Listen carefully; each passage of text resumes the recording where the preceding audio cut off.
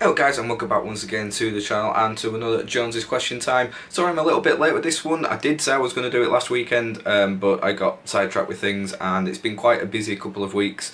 Ended up doing work at my old work and helping Lee out there, and I did get the job that I was speaking about in the last question time video, so I start that in a couple of weeks time. So it's kind of been a bit of a crazy couple of weeks and everything, hence the lack of content. But we're back with Jonesy question time. You sent tons of freaking questions in. I'm not going to be able to fit them all into one episode, but that doesn't mean that I don't want you to keep sending questions in, because the more the merrier and the more varied the better, as I say every time. So we're going to start off this episode by answering the question that I left for you last time from Richard Herring's emergency questions book. None of you decided to answer it. I can understand why. The question that I asked was, could you ever have sex with someone that called breasts boobies? What if they did it while you were having sex? Would you stop having sex with them? My answer to that is no, I would not. It also depends how they say boobies, because just saying boobies is fine, but like putting some kind of comic voice like boobies, that'd be a bit off-putting, I think, especially during sex. It's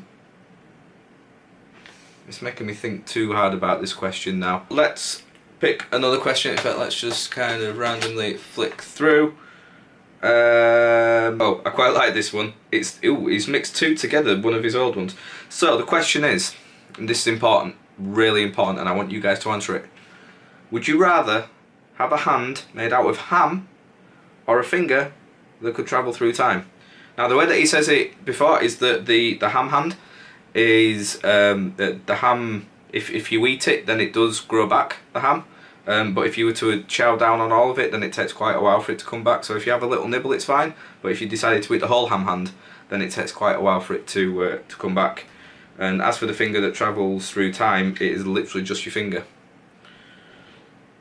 And you won't be able to see anything. Anyway, I'm going to give my answer in the next question. So yeah, if you guys want to answer that, then I will read it out in the next episode. And yeah, just leave them in the comments below. So with that out of the way, let's get to the questions that you guys have sent in to me. What is your opinion on the comedian Ross Noble? It's almost as if you know that he's my favourite comedian, and like I've mentioned it before. Yeah, Ross Noble is, I always want to say hands down my favourite comedian, but I have a lot. I mean, Bill Bailey is definitely a close second, and I have a lot of other stand-up comedians that I absolutely adore. Ross Noble for me is, yeah, he's definitely my favourite. He has been for the longest time. I mean, the first time I saw Ross Noble was on Room 101, and this is going back to when Paul Merton did it, so it must have been, what, around 2003? 2002, 2003? I remember watching it and just laughing so much. I think he made a joke about, he was talking about butchers or bakers or something, and he was saying something, and he like did this little witty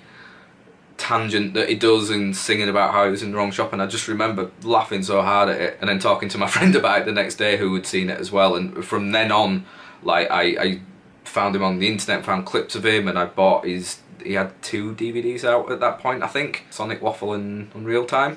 So I bought them, and within like a couple of years I went to see him live for the first time in Manchester with 3 friends.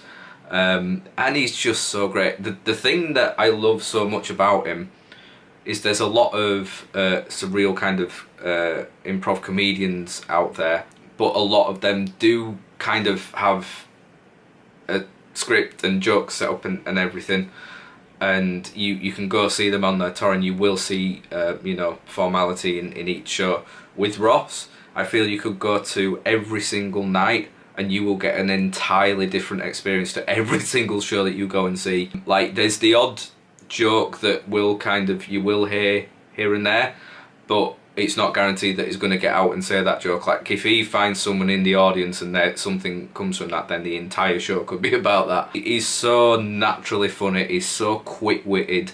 There's never any lull in the show either. When you leave the show and you come home and someone's saying, oh, how was the show?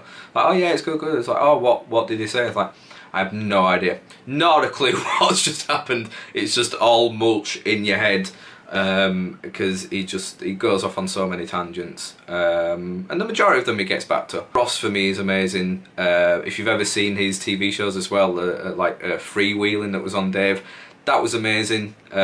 Essentially where he got people on Twitter to texting places to go, and he would just go off and do that on his bike. So he was essentially being escorted around Britain by people on Twitter, and literally people would message in something, oh, I've got a pig that wants patting in Stockport. He'd go to Stockport to pat a pig.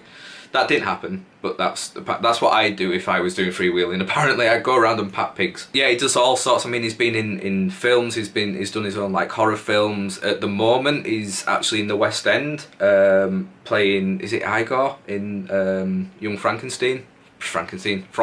Young Frankenstein. That's the one. He's a man of many talents. He seems like a very genuine guy. Like, what you see is what you get with him.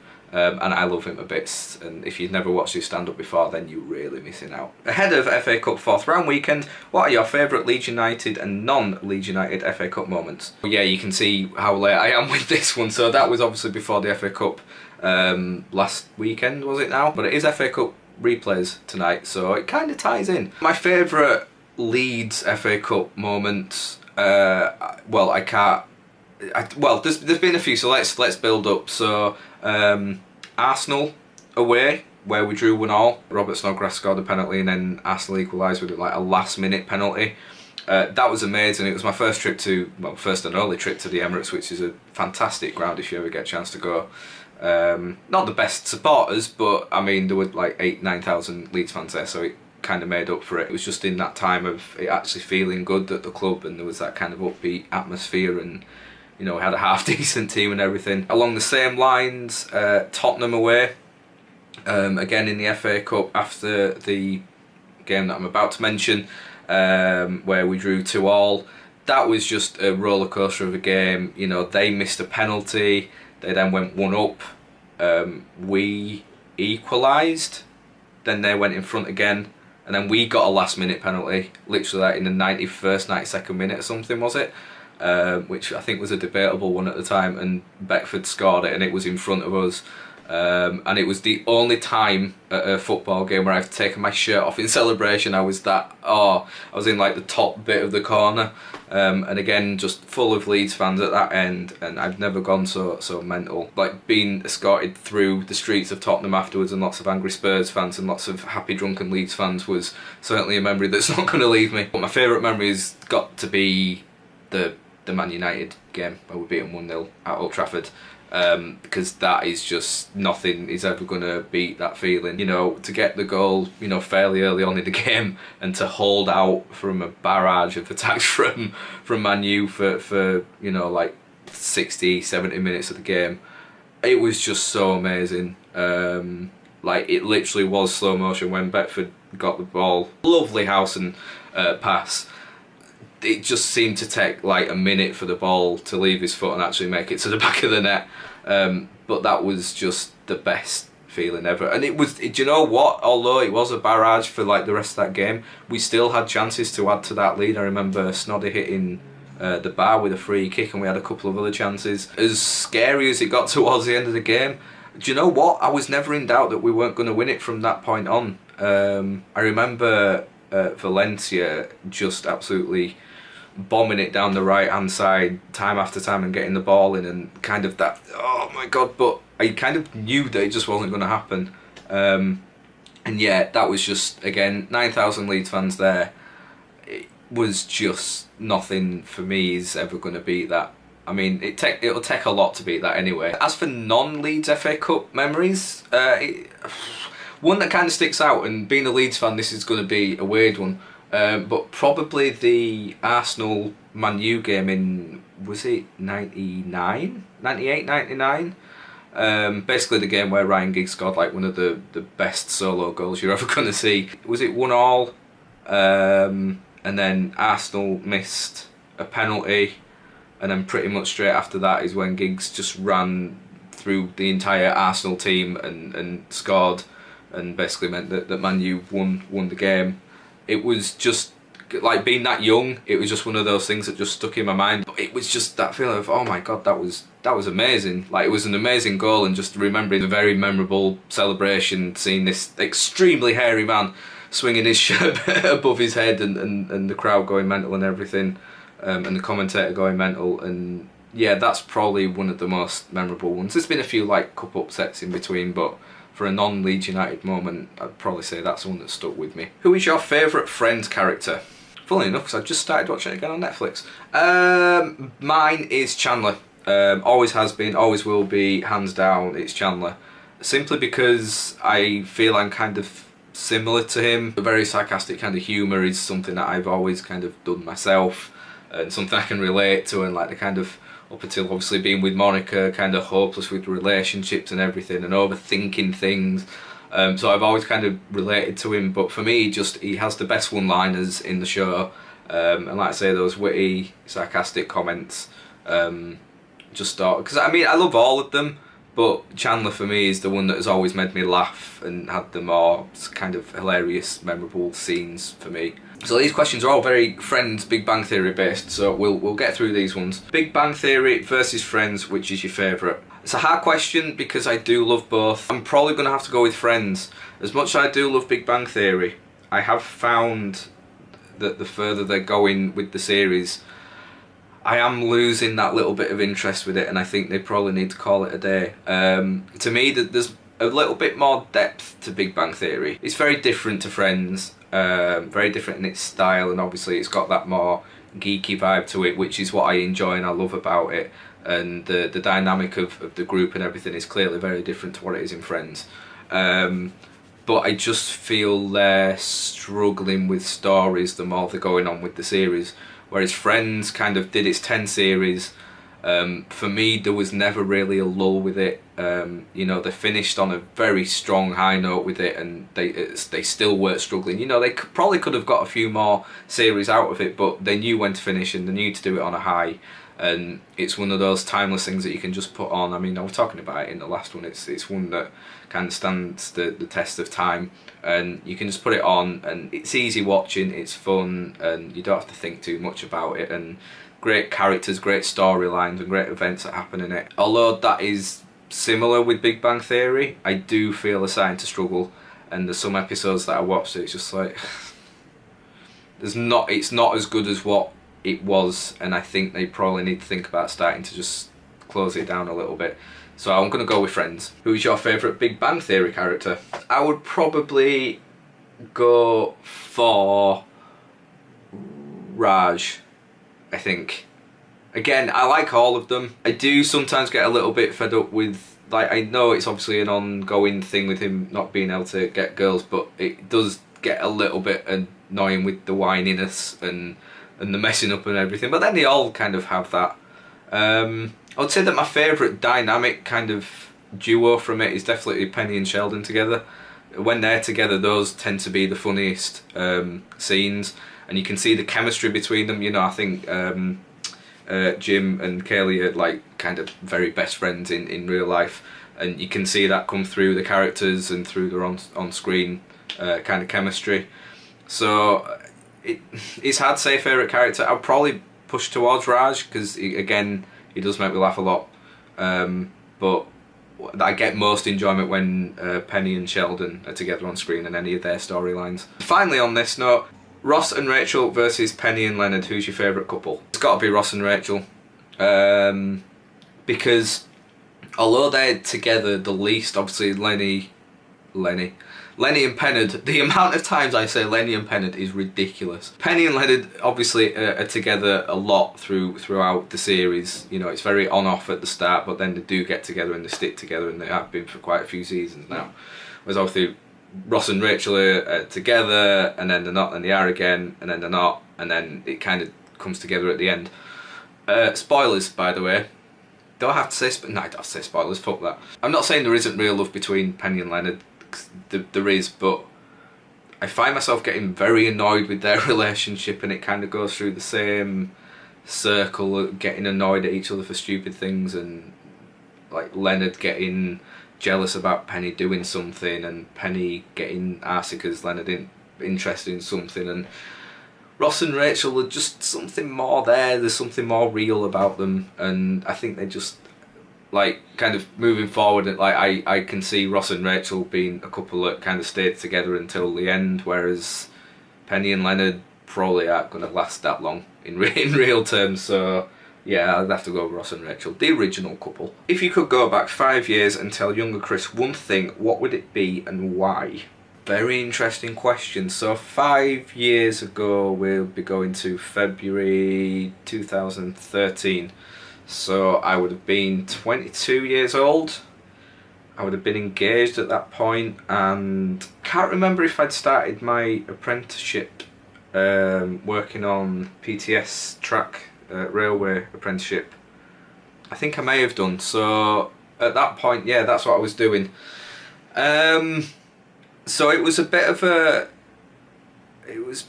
tough year, was 2013. I mean, a couple months on from there, I broke up. We broke up. The relationship that I was in at that point. So the last few months weren't the best. The apprenticeship didn't lead to anything, and I didn't get another job that year. And it was just a very, very depressing kind of year. I mean, nothing compared to last year. I think that's what I would probably, that would be the main thing I would say. It's like, this sounds really negative. Like, if you think things are bad now, then you just wait until you get 5 years older. And that, I don't really mean that. I think I would say perspective. I think I probably needed to get a bit more perspective at that point. But the biggest thing I would say to myself would be not to hide myself away. I mean, after that breakup, I was very lonely, and through my own choice really, I kind of locked myself away, and I didn't really do much. I went to the odd like away game with Leeds, but apart from that, I didn't socialise very much, and it was tough. And I think if I could go back and say to myself, then it would be to go out there and make new friends, meet new people, go to gigs on your own, because I was very afraid of doing things on my own and thinking that I was alone. But if I'd have done that, it's not that I regret it, because I feel like I'm in a decent position now. As a person, I feel like I'm a better person now. So it won't be a case of telling myself to do things differently, but it would just to not feel like I had to shut myself away. I felt like that was my only option. So I would probably tell myself to just be more open to things and the possibility of just going out there and not locking yourself away. And all things, well, while things felt bad then, and that you would have more downs in your life, there's so much good coming around the corner. YouTube was going to get bigger and better for me. I was about to meet like my two best mates in the whole world. I would go on to have further relationships, as good or bad as they have been, but it's all led to bigger things happening, to good things happening, to memories being made, and yeah, like I say, bit of perspective and be a bit more open. Is there going to be any more Uncle Charlie videos? So if you're not aware of what Uncle Charlie is, or who Uncle Charlie is, I should say, no, definitely what is Uncle Charlie's a thing. He's a vision. Uncle Charlie was a very short series that we did on the Bartat Productions channel. Was it Productions or Gaming? Did we put some out on Gaming, or were they all on Productions? I can't remember. It was through Bartat anyway, and it was basically Lee and Charlie's... was it Charlie that came up with it, or Lee? I can't remember. But yeah, we'd had this idea of kind of Charlie putting on, I say this persona, kind of even more exaggerating his thoughts and ideas on life, and him kind of putting on this, hey guys, proper kind of 1980s radio presenter voice, and giving ideas on like the birds and the bees, shitty life coaching essentially. And I think we did 4 episodes, possibly 5, I'm not sure.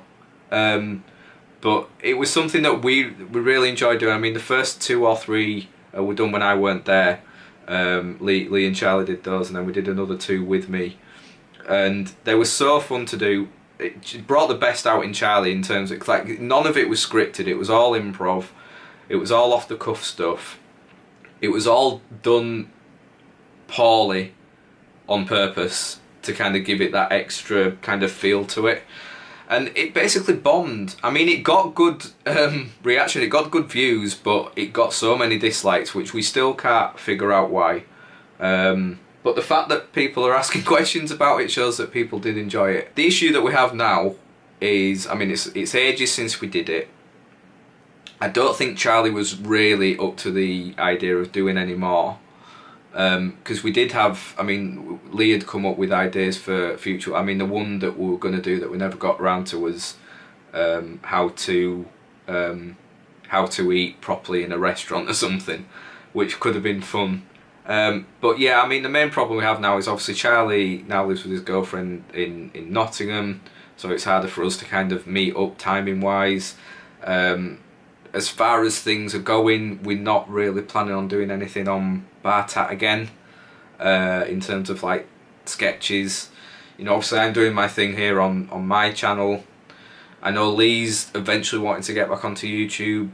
Whether he's wanting to make a new channel or not, I'll stick to his. But I mean, he's got so much, you know, he's just moved house, so he's got a lot of work going on there, and he's got his actual job. I'm going to be starting my job soon, so timing and kind of everything just isn't going to fit right. So the chances of it happening again are probably pretty slim, unfortunately. But you never know. Uncle Charlie's always going to be around. You know, he's certainly made an impression on everyone, and in a way there's a little bit of Uncle Charlie in all of us, which is quite frightening. If you could choose a 3-course meal, starter, main and dessert, what would it be? This is so difficult. I think for starters I would probably go for like a deep fried crispy mozzarella with like marinara sauce and lots of basil and herbs and everything. I remember having that like the first time in a local Italian restaurant, and I absolutely loved it, and I haven't had it for ages, but that kind of deep fried cheese with the marinara sauce and everything is just like a perfect starter for me. See, it's very tricky not to stay along the Italian route with this, because I easily could, but I do love like a proper carvery, a proper English Sunday roast. I'll probably go with roast chicken over roast beef, as much as I love roast beef. But I'll probably go for like a proper lovely roast chicken dinner. You know, all the trimmings with it, every single vegetable you can imagine, massive homemade giant Yorkie, homemade gravy from the juices that have roasted with the chicken and everything. That would probably be my main. If not, I'll go with pizza. As for dessert, I do love a cheesecake. A normal kind of plain New York style cheesecake, or maybe like a salted caramel cheesecake, something like that. Quite a big fan of that. Or, actually no, I don't know why I said that, apple crumble and custard. Every day of the week. I don't even know why I was going down the cheesecake route. That is ridiculous. Apple crumble, custard, don't need to say anything else really. I say that's my perfect meal. If you were to ask me this question tomorrow, I'd probably change my mind again. So there we go guys, a very mixed bag today. There's some questions that I haven't got through, and there's a lot more that I haven't got through that have also been sent in. But please don't hesitate to send in more questions. Most people seem to be doing it on these videos in the comment section, which is great and where I can see them most. I have some people that are posting them on Twitter, because I tend to tweet out when I'm going to be doing them. But you can send them to me on Twitter at any point, it doesn't matter, you know, don't wait for me to tweet out. So you can find me, links in the description below, but you can find me at ChrisJonesLUFC. I'm also on Instagram, you can leave them on Instagram on some of the posts I put on there. But yeah, usually mainly in the comments below. So you've heard the variety of questions here today, so that's how I like it, you know, a little bit of mixture of sport, mixture of other random stuff. So yeah, certainly don't hesitate on sending them in guys. So that's been fantastic. Remember to answer the emergency question from the start. Would you rather have a hand made of ham or a finger that could travel through time? Again, if you want to leave your answers in the comments below, then I will read it out in the next video, which maybe next weekend, maybe the weekend after, I'm not too sure. But yeah, hopefully normal service. Yeah, hopefully normal service will be resumed, and I'll be getting more content out over the next couple of weeks. So yeah, thank you very much for watching guys, and for getting involved, and until next time, take care of yourselves, and I'll see you all very soon.